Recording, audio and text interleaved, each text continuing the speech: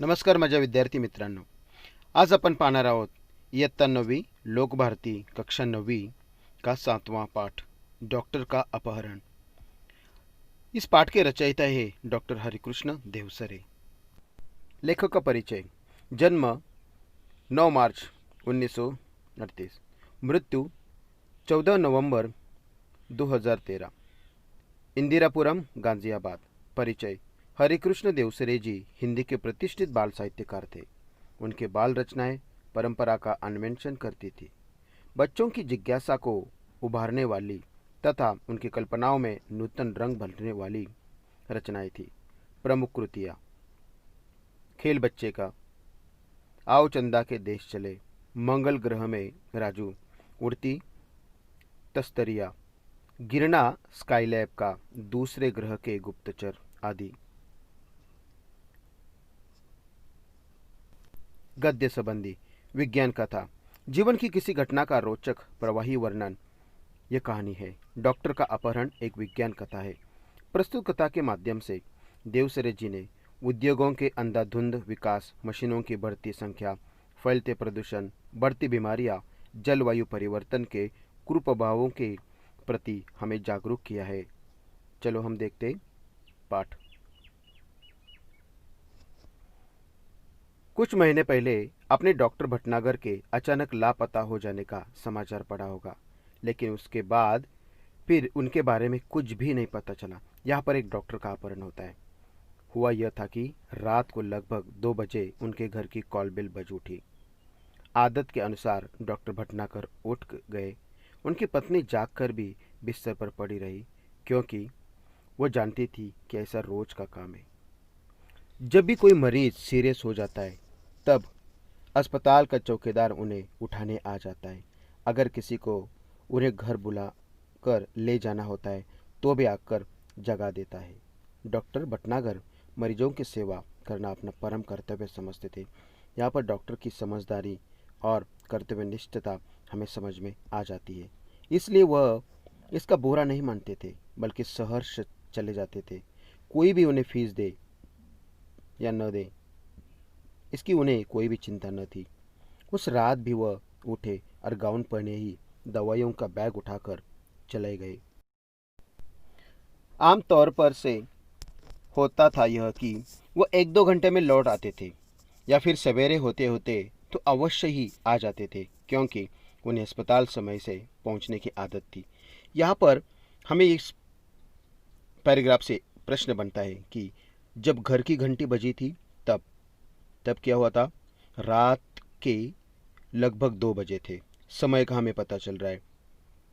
अक्सर डॉक्टर भटनागर को जगाने वाले लोग कौन कौन से थे.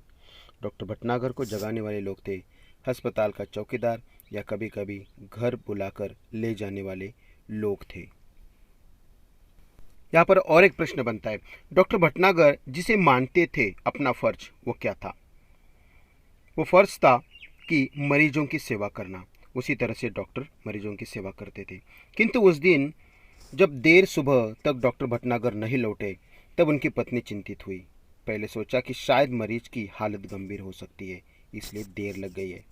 कभी कभी मरीज आ जाते, कभी सीरियस मरीज होते, कोई भी नॉर्मल मरीज होते, दवा इंजेक्शन से ठीक हो जाते, आ जाएंगे, लेकिन वो नहीं आए. फिर यह भी सोचा कि हो सकता है आज सीधे अस्पताल चले गए होंगे. लेकिन जब मरीज उन्हें घर पर पूछने के लिए आने लगे तब हैरानी बढ़ गई. उन्होंने मित्रों तथा कुछ अन्य संबंधियों को फ़ोन किया और डॉक्टर साहब के बारे में पूछताछ की, किंतु कोई जानकारी न मिली. कुछ देर के लिए वह यही मान बैठी शायद वे किसी दूर गांव में गए होंगे और किसी कारण से जल्दी वापस न आ पाए होंगे. इसी तरह से डॉक्टर भटनागर के लापता होने पर उसकी पत्नी की चिंता बढ़ गई थी. यहाँ पर हम प्रश्न देखते, डॉक्टर भटनागर के बारे में उनकी पत्नी का अनुमान क्या था कि मरीज की हालत गंभीर या सीधे अस्पताल चले गए होंगे. हैरानी बढ़ने का कारण क्या था. कारण यह था कि मरीजों का डॉक्टर के घर पर पूछताछ करना, मतलब डॉक्टर अभी भी नहीं आए थे. आखिरकार शाम को की गई कार्रवाई. तो क्या कार्रवाई की गई. पुलिस स्टेशन को सूचित किया गया कि डॉक्टर भटनागर यहाँ पर नहीं आए. आगे देखते हैं। शाम तक भी जब डॉक्टर भटनागर नहीं लौटे तब उन्होंने पुलिस स्टेशन को फ़ोन किया। डॉक्टर भटनागर का इस तरह गायब हो जाना पुलिस के लिए हैरानी का कारण बन गया था। चारों ओर खोज शुरू हो गई। वायरलेस संदेश भेजे गए। डॉक्टर भटनागर के गायब होने का समाचार बिजली की तरह शहर भर में फैल गया। उनकी पत्नी खोज के लिए केवल इतना सूत्र दे सकी कि डॉक्टर साहब अपनी कार में नहीं गए। उन्हें लेने कोई गाड़ी आई थी जिसके बड़े पहियों के निशान उन्होंने सवेरे ही घर के बाहर और फुटपाथ पर देखे थे। जाहिर था कि ट्रक या बस में गए थे। मोहल्ले वालों से पूछताछ करने पर भी कुछ भी जानकारी न मिली।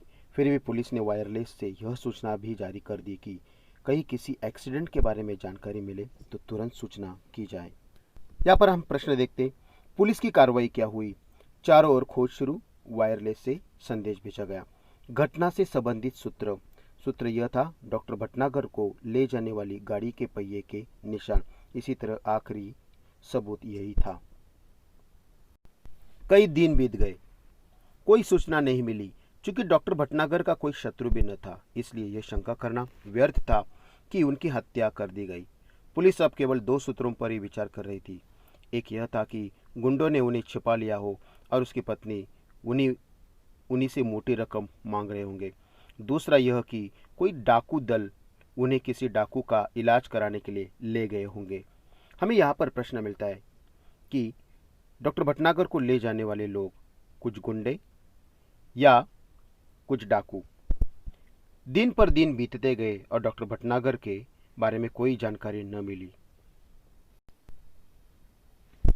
उनके इस तरह से रहस्यमय ढंग से गायब हो जाने से न सिर्फ पुलिस परेशान थी बल्कि भयभीत हो गई थी।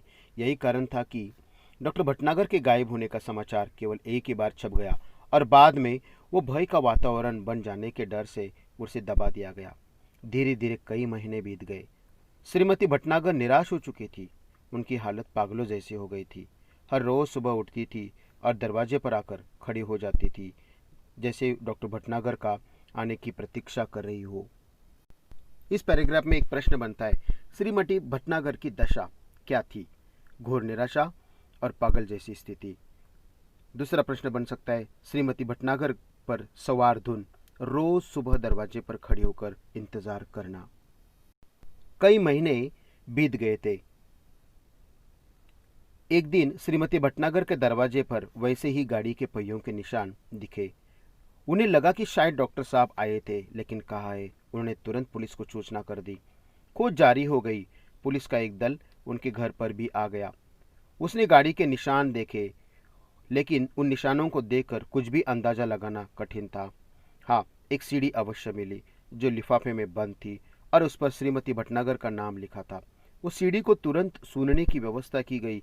सीढ़ी बजते ही लोग हतप्रत हो गए। उसमें डॉक्टर भटनागर बोल रहे थे, तुम सब लोगों ने बहुत परेशानी झेली होगी। शायद अब मरा हुआ समझ लिया हो, लेकिन मैं जिंदा हूँ, अब बिल्कुल ठीक हूँ। तुम लोगों से कई करोड़ों मील दूर मैं एक अन्य सौर मंडल के ग्रह पर हूँ।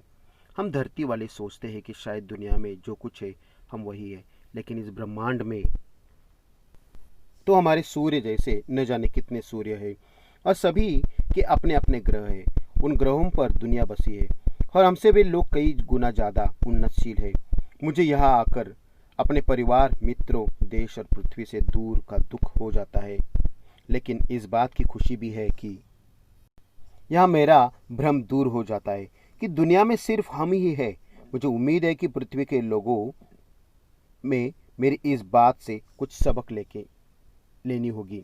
मतलब हमारी जैसी दुनिया कुछ ग्रहों में बसी है। कुछ प्रश्न देखते हैं।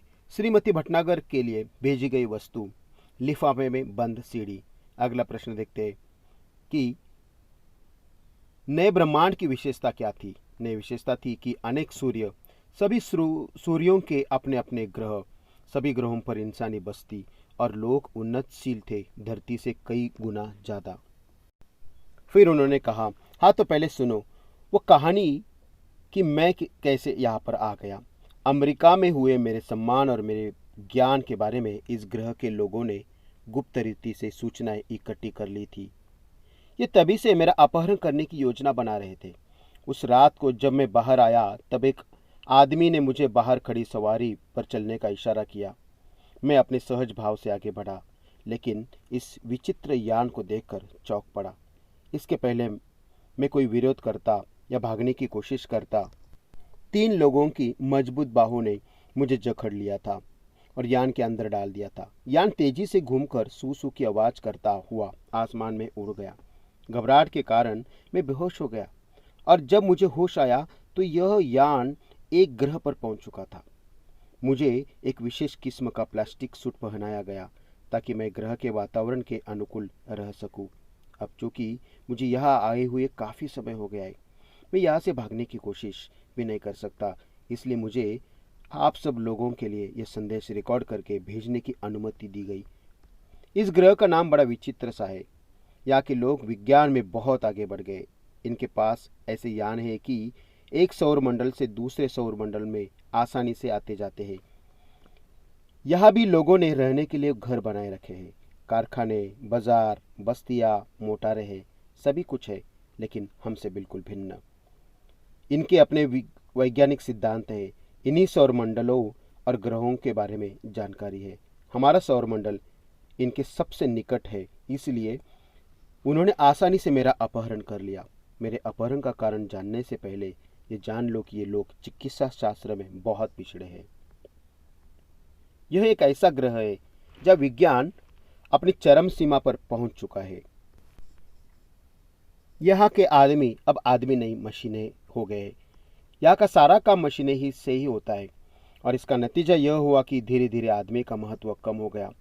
अब इस पूरे ग्रह में मशीनें से ज़्यादा और आदमी कम है। मतलब मशीन ज़्यादा और आदमी कम है। धीरे धीरे आदमी का महत्व अब कम होता गया, मशीनों का महत्व ज़्यादा हो गया। जो लोग ये मशीनों के गुलाम है। दूसरी ओर यहाँ के लोगों में एक विचित्र से सड़न रोग होने लगा है। शरीर का कोई अंग अचानक सड़ना शुरू हो जाता है और फिर वह आदमी मर जाता है।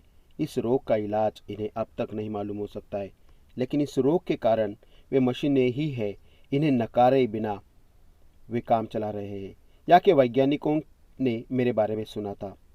इन्होंने सोचा कि क्यों न मुझे यहाँ बुलाया जाए। तब कोई ऐसी तरकीब सोची जाए कि सड़ा हुआ अंग काट कर उनके स्थान पर लगा दिया जाए। बस इसी कारण मेरा अपहरण यहाँ पर हुआ है। आज मैं यहाँ बैठकर सोच रहा हूँ कि हमारी पृथ्वी पर भी विज्ञान तेजी से उन्नति कर रहा है। उद्योगों के विकास से मशीनों की संख्या बढ़ रही है। मशीनों और कारखानों से वातावरण दूषित हो रहा है। अब ये कैसा चलेगा? यहाँ पर प्रश्न बनते हैं। ग्रह पर भिन्नता दर्शाने वाले घटक कौन कौन से हैं? पहला है अंतरिक्ष यान, दूसरा ग्रह, कारखाने, बाजार, बस्तियां, मोटारें और ग्रह। ग्रह की यानों की विशेषता क्या है? एक ग्रह से दूसरे ग्रह पर आसानी से जाने आने में सक्षम। ग्रह के लोगों की प्रगति कैसी है? चिकित्सा शास्त्र में अत्यंत पिछड़ापन और विज्ञान के क्षेत्र में चरम सीमा पर। ग्रह पर आदमी और मशीनों का अनुपात कैसा है? आदमी कम और मशीनें ज़्यादा। परिच्छेद में आई जानलेवा बीमारी कौन सी है? सड़न रोग। और अगला प्रश्न है, डॉक्टर भटनागर का अपहरण किया गया, क्या कारण था? कारण यह था कि ग्रह के लोगों की चिकित्सा करने के लिए उनका अपहरण किया गया था। इस तरह से यहाँ पर उनके अपहरण की घटना अब सामने आ गई, उसका कारण भी सामने आ गया।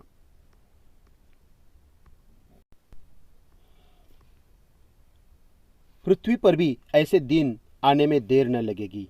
आज भी पृथ्वी पर कैंसर, दिल की बीमारी, तनाव के कारण होने वाली बीमारियां, ब्लड शुगर आदि उस भविष्य के संकेत है। इस ग्रह के लोगों ने इन सभी मुसीबतों से गुजर चुके हैं, लेकिन इन पर ध्यान नहीं दिया। अब स्थिति यह कि अगर तुरंत कोई उपाय न किया गया तो शायद यहाँ से इंसानों का नामो निशान मिट सकता है। बस यहाँ होगी ऊंची ऊंची इमारतें, बड़े बड़े कारखाने, चिमनियाँ और दैत्याकार मशीनें। आप सोच रहे होंगे कि देश विज्ञान में इतना आगे बढ़ चुका है, वो चिकित्सा शास्त्र में इतना पीछे कैसा पड़ गया? उनकी ऊपरी चमड़ी मोटे प्लास्टिक जैसे पदार्थ से बनी होती है। इस पर हवा, पानी या मिट्टी का कोई असर नहीं होता। हाँ, जब ये बच्चे रहते तो उसकी चमड़ी अवश्य नरम होती है, लेकिन धीरे धीरे वो सख्त हो जाती है। ये सब यहाँ की जलवायु का प्रभाव है। या लोग बीमार ही नहीं पड़ते, इसलिए उन्होंने चिकित्सा में कोई आगे बढ़ने की ज़रूरत भी नहीं समझी। हर चीज़ की ज़रूरत हो तो भला उसमें कोई सोच क्यों ले। अगर किसी की ज़रूरत ही नहीं तो सोचना तो बहुत दूर की बात है। मैंने सड़न रोग का अध्ययन कर लिया है और इनके शरीर के बनावट का भी, किंतु समस्या यह है कि पृथ्वी के चिकित्सा सिद्धांतों को यहाँ लागू नहीं किया जा सकता। फिर भी कोशिश कर रहा हूँ कि इस घातक रोग के इलाज के लिए दवाइयाँ बनाए, अंग प्रत्यारोपण के लिए दवाइयाँ तथा आवश्यक सामान बनवाए। ये काम अकेले मेरे कर पाना संभव नहीं है। मेरा छुटकारा भी यहाँ से तब होगा जब इन्हें इस मुसीबत से मैं कुछ रास्ता बता सकूं। इसलिए अब ये लोग योजना बना रहे हैं कि मेरी सहायता के लिए पृथ्वी से और कुछ वैज्ञानिक और डॉक्टरों को लाया जाए। मैं उनकी बात से सहमत नहीं हूँ। मैं तो चाहता हूँ कि ये लोग स्वयं ही सारी बातें सीख ले और अपना इलाज अपने आप करे, किंतु इसके लिए अब ये तैयार नहीं है। यही कारण है कि अब ये बात गुप्त रखी जाए कि पृथ्वी के कब और कितने डॉक्टर और वैज्ञानिकों का अपहरण करके उन्हें लाया जाएगा। जो भी हो, अब अगर मैं सही सलामत वापस पृथ्वी पर आना चाहता हूँ और उनकी इच्छा के अनुसार आ सकता हूँ तो ये कुछ संभव है, इसलिए इनसे विरोध मोल लेना ठीक नहीं होगा। फिलहाल ये कहना कठिन है कि मैं कब आ सकूंगा।